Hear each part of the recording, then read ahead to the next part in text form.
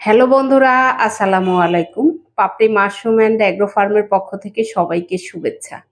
আশা করি সবাই ভালো আছেন।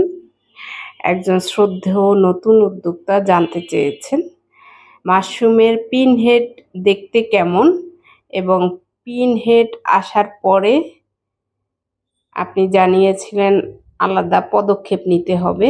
আবার যদি একটু ভালোভাবে বুঝিয়ে দিতেন ভালো হতো। মাশরুমের পিন হেডের ছবি আমি স্ক্রিনে দিয়ে দিয়েছি। এটা তুলনামূলকভাবে অনেকটাই বড়, বেশি ছোটটা হয়তো ওভাবে বোঝানো যাবে না।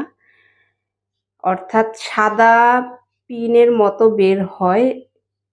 স্ক্রিনে যেটা দেখেছেন এটা দ্বিতীয় দিনে এরকম হয়।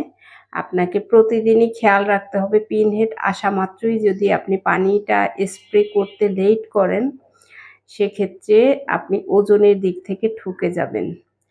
অর্থাৎ পিন হেড আসার আগে 2 বার বা 3 বার পানি স্প্রে করলে হবে, কিন্তু পিন হেড যেটাতে এসেছে সেটাতে যদি আপনি পানি স্প্রে ঘন ঘন না করেন, পাতা বড় হওয়ার আগ মুহূর্ত পর্যন্ত, পাতা বড় হয়ে গেলে পানিটা ওভাবে টেনে নিতে পারে না, যার কারণে মাঝারি অবস্থা, ছোট থেকে মাঝারি অবস্থা পর্যন্ত আপনাকে খেয়াল করে পানি স্প্রে করতে হবে।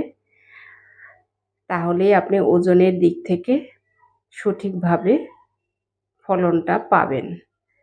কিন্তু হারভেস্ট করার 10 ঘন্টা, অর্থাৎ আপনি সন্ধ্যায় বা রাত্রে স্প্রে করলে সকালবেলায় হারভেস্ট করার সঠিক সময়।